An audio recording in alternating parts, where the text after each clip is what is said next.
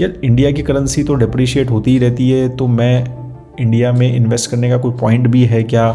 2 to 3% ही शायद हम डिप्रिशिएट करेंगे as compare to dollar in future. If you are going to be in this game for the long pull, which is the way to do it, you better be able to handle 50% decline without fussing too much about it.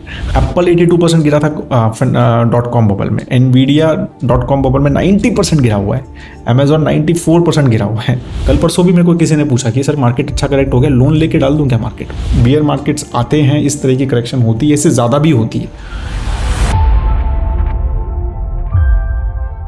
Currency depreciation पे बहुत बात हो रही है और when I am talking to various NRIs also, तो ये काफ़ी क्वेश्चन आता है कि यार इंडिया की करेंसी तो डिप्रिशिएट होती ही रहती है, तो मैं इंडिया में इन्वेस्ट करने का कोई पॉइंट भी है क्या?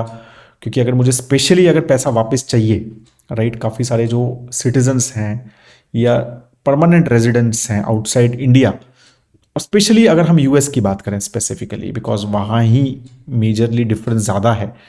और तो ये चीज़ बहुत ज़्यादा डिस्कस होती है कि does it even make sense for to invest in India, specially for like residents जो वहीं रहना चाहते हैं लॉन्ग टर्म में, या फिर सिटीजन्स जो जिनके पास OCI कार्ड वगैरह है, राइट। और even some Indians they also want to understand this, और इवन अदर फोक्स लाइक जैसे मिडल ईस्ट में काफ़ी सारे लोग हैं जिनकी करेंसी पेग्ड है अगेंस्ट डॉलर, तो वो भी एक क्वेश्चन रहता है, राइट। तो इसके ऊपर मतलब I just wanted to show this image again. This is visual capitalist करके एक बहुत इंटरेस्टिंग वेबसाइट है, तो उन्होंने ये पेस्ट किया था। तो लास्ट 2024 में क्या हुआ है, तो एक तो भाई ऑब्वियसली डॉलर बहुत बड़ा है, डॉलर जो है बहुत स्ट्रेंथन हुआ है स्पेशली आफ्टर ट्रम्प विक्ट्री।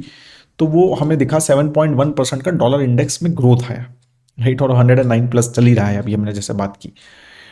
तो अब जो डॉलर इतना बड़ा है, तो ऑफकोर्स बाकी सब करेंसीज डिप हुई होंगी, डिप्रिशिएट हुई होंगी। इंडिया कितना हुआ, तो इंडिया 2.8% इंडियन करेंसी 2024 में डिप्रिशिएट हुई है, राइट। और चाइनीज़ करेंसी भी उतनी ही हुई है, मैक्सिकन 2% हुई है, ब्रिटिश 1.7% हुई है। ये चार, बाकी सब करेंसीज, यूरो आप देखो 6.2% डिप्रिशिएट हुआ है, तो मतलब इंडिया के अगेंस्ट वो अप्रिशिएट हुआ होगा, राइट।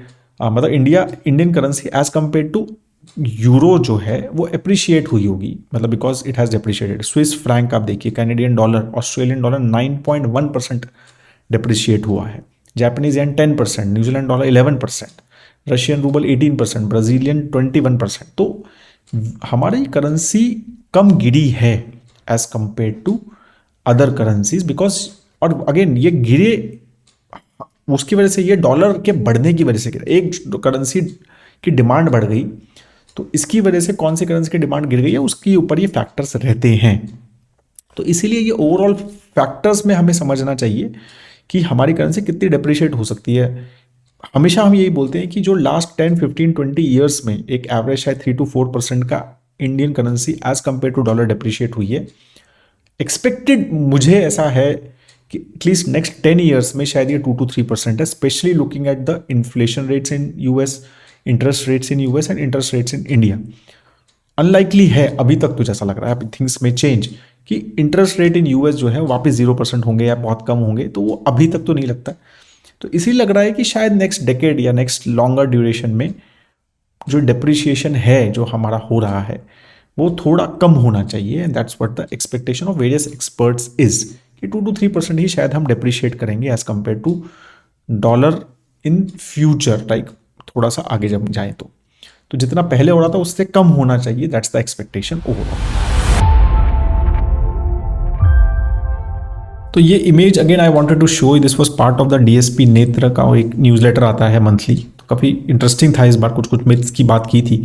तो एक ये मिथ काफ़ी सुनने में मिलता है, काफ़ी डिस्कशन में भी होता है कि क्वालिटी बिजनेस के स्टेबल रहते हैं प्राइस, राइट। तो ये चीज़ और कितना ज़्यादा उसमें चेंजेस होते हैं, तो ये काफ़ी अच्छे से एक्सप्लेन किया हुआ है। तो पहले तो बहुत अच्छा वो लिखा हुआ है कोट चार्ली मंजर जी का, if you are going to be in this game for the long pull which is the way to do it, right. अगर लॉन्ग टर्म इन्वेस्टिंग है, you better be able to handle 50% decline without fussing too much about it. अभी तो 12-13 ही merchant market गिरा है, ठीक है।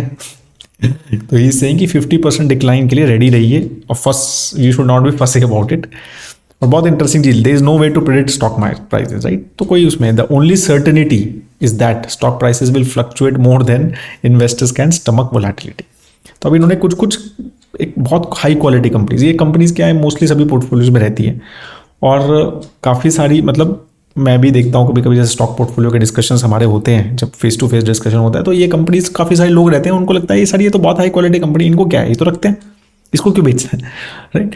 तो point again show यही है कि ऐसा कुछ ज़रूरी नहीं है कि स्टेबल रहेंगे प्राइसेस, बहुत स्ट्रॉन्ग डाउन्स उसमें भी आते हैं। और एचडीएफसी बैंक उन्होंने बताया कि जैसे फाइनेंशियल क्राइसिस में 55% डाउन हुआ था, और अभी भी कोविड में भी मेरे को लगता है 40-50% तो गिरा ही था, 700 750 पे पहुंच गया था। रिलायंस 68% फाइनेंशियल क्राइसिस में गिरा, आईसीआईसीआई बैंक 82% गिरा था फाइनेंशियल क्राइसिस, और अभी भी मेरे को लगता है कि 2018-19 में भी काफ़ी गिरा था, और चंदा कोचर जी का जब सब इश्यूज रहे थे। इन्फोसिस 83% गिरा था .com बबल में, LNT.com बबल में 77%, TCS 66%, ITC 58% भी गिरा हुआ है, भारतीय एयरटेल 57%, एक्सिस 78%, 61%। तो जस्ट इमेजिन द ड्रॉडाउन्स, राइट। तो ये सब लेने की कैपेबिलिटी होनी चाहिए स्टॉक्स में। अब देखो 80% गिरने के बाद आपको लगेगा कि कितना खराब स्टॉक है, मेरे को कोई स्टॉक 100 रुपये मतलब 100 रुपये से 20 रुपये पे आ जाए तो कितना ज़्यादा खराब लग सकता है किसी को, राइट। वो भी आईसीआईसीआई बैंक जैसा। तो यू कैन जस्ट इमेजिन कि कितना ज़बरदस्त, कितना खतरनाक फेयर होगा मार्केट। अब यहाँ पर ऐसा, ये सेम चीज़ यूएस में भी है, और ये देखो मतलब ये चीज़ इंटरेस्टिंग है। माइक्रोसॉफ्ट 75% गिरा हुआ है 10 साल में, 1999 से मार्च 2009 तक। एप्पल 82% गिरा था .com बबल में, एनवीडिया .com बबल में 90% गिरा हुआ है, अमेजॉन 94% गिरा हुआ है, and now you can see. तो किसी ने लिया है तो उस टाइम में अल्फाबेट 65% गिरा हुआ है इन कोविड, मतलब in the financial crisis. Meta अभी की रिसेंटली बात है, देखो सितंबर 2021 से नवंबर 2022, 2 साल पहले 77% गिर गया था फेसबुक, 77%। नाउ अब देखो आप, ठीक है। और अब बर्कशायर हैथवे 51% गिरा है फाइनेंशियल क्राइसिस में। ब्रॉडकॉम, काफ़ी सारे मेरे क्लाइंट्स हैं जो इस कंपनी में मतलब दे वर्क, एंड काफ़ी अच्छी कंपनी चल रही है, बहुत अच्छा स्टॉक चल रहा है इसका। 49% गिरा था अभी कोविड में, ठीक है, 49% गिरा हुआ है। तो you can just see, right, कि एक हाई क्वालिटी और एक बहुत बड़े कंपनीज भी बहुत ज़्यादा गिर सकते हैं, राइट। और ये टॉप कंपनीज उस टाइम पे भी टॉप थे, मतलब बड़े कंपनीज थे। कोई TCS 2000 मतलब फाइनेंशियल क्राइसिस में छोटी कंपनी नहीं थी, उस टाइम भी बहुत बड़ी थी। तो वही मैं कह रहा हूँ कि ये सारी चीज़ें अपने को समझना। मेटा देख लो, अभी क्या $2 ट्रिलियन हो गया ना शायद, राइट। तो अभी देखो 2007 मतलब 1 साल 1.5 साल पहले 77% मेटा जैसी कंपनी, ठीक है। तो ये सारी चीज़ें we have to understand, this is how market works. कोई कभी प्रेडिक्ट नहीं कर सकता है मार्केट को, right. Only certainty like it says की वो है कि वो मार्केट तो वोलेटाइल रहेगी, फ्लक्चुएट होगी। अगर आप स्टॉक्स में खुद इन्वेस्ट करते हैं तो क्या करना है, पढ़ाई करें स्टॉक्स को और अपनी कन्विक्शन बढ़ाएं। अगर अच्छा लगता है स्टॉक तो रहें, और अगर लगता है कि भाई ये फॉलिंग नाइफ है तो भाग जाएं वहाँ से, राइट। और क्या कहते हैं अदरवाइज, तो मतलब आई थिंक म्यूचुअल फंड्स में अगर आप इन्वेस्ट करते हैं तो ये सब वरी करने की ज़रूरत नहीं है। हाँ, मार्केट गिरेगी 10-15%, 20%, तो उसमें आपको टेंशन नहीं लेना है, राइट। और just be part of it. मतलब अगर आप और नहीं डाल सकते तो निकालें मत, SIP रोके मत।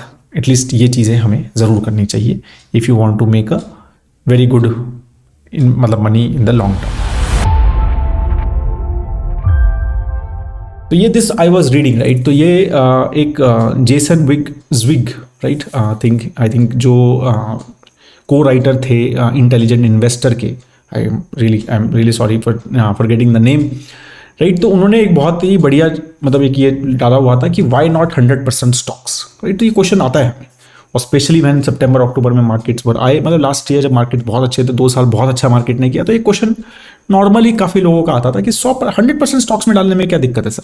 100% क्या, लोग तो ज़्यादा भी डालना चाह रहे हैं, लोग तो कह रहे हैं लोन लेके डाल दूँ क्या, राइट। मतलब अभी भी ये क्वेश्चन आ रहे हैं। कल परसों भी मेरे को किसी ने पूछा कि सर मार्केट अच्छा करेक्ट हो गया, लोन लेके डाल दूँ क्या मार्केट, राइट। तो ये सारी चीज़ें भी बहुत ज़्यादा रिस्की होती है, तो ये बहुत अच्छा चीज़ है, right. तो what he said is Graham, right. तो who is the Benjamin Graham, who has written Intelligent Investor, who is considered the guru of Warren Buffett, right. Graham advises you never to have more than 75% of total assets in stocks. But is putting all your money into stock market advisable for everyone? For a tiny minority of investors, 100% stock portfolio may make sense. You are one of them if you. किसके लिए ये 100% sense करता है वो ये बता रहे हैं। जिसने enough cash to support your family for at least 1 year वो हटा रखा, मतलब इमरजेंसी फंड सेपरेट रखा हुआ है। Will be investing study for at least 20 years to come, 20 साल तक वो इन्वेस्ट करता रहेगा, कोई दिक्कत नहीं है उसको। Survive the beer market that began इन 2000, मतलब .com में जो .com बबल अभी पुराना लिखा हुआ है, राइट, तो ये .com बबल के बारे में बात हो रही है, राइट। तो बियर मार्केट जो 2000 में था या 2008 में था या 2020 में था, राइट, तो वो उन्होंने सर्वाइव किया। उन्होंने उस टाइम सेल नहीं किए stocks during beer market that began इन 2000, बल्कि bot more stocks during the beer market. तो ठीक है, and have read chapter 8 or in this book and implemented a formal plan to control your own investing behavior. Unless you can honestly pass all these tests, right, you have no business putting all your money in stocks. Anyone who panicked in the last bear market is going to panic in the next one and will regret having no cushion of bonds and cash, right? तो I hope that this is very very clear, right? this मतलब इससे अच्छी तरह से कोई नहीं समझा सकता कि why not 100% stocks, राइट, क्योंकि मैं ये आते हैं, ये सब बियर मार्केट्स आते हैं, इस तरह की करेक्शन होती है, इससे ज़्यादा भी होती है, right. And at that time मैं आपको बोलता हूँ हाथ पैर फूल जाते हैं, काफ़ी सारे लोगों के फूलते हैं। दिस इज नॉट समथिंग कि अरे मेरे नहीं होते, राइट। तो बट ये चीज़ें हैं, तो that's why who should not, why not 100% stocks. I think this paragraph explains that very very well, and that is a question which is asked lot of time to us as well. तो this I think was a very very good answer given by the writer of the book, the Bible of the investing, that is Intelligent Investor, right? I hope that this ये आपको session अच्छा लगा, आपको तो आपको अच्छा लगा तो प्लीज़ लाइक ज़रूर कीजिएगा वीडियो को, और अपने फ्रेंड्स एंड फैमिली के साथ शेयर ज़रूर कीजिएगा। एंड अगर आप सोशल मीडिया पे शेयर कर सकते हैं इस वीडियो को, तो that will be very very helpful for us. Thank you so much guys, have a great time ahead दोस्तों, जय हिंद।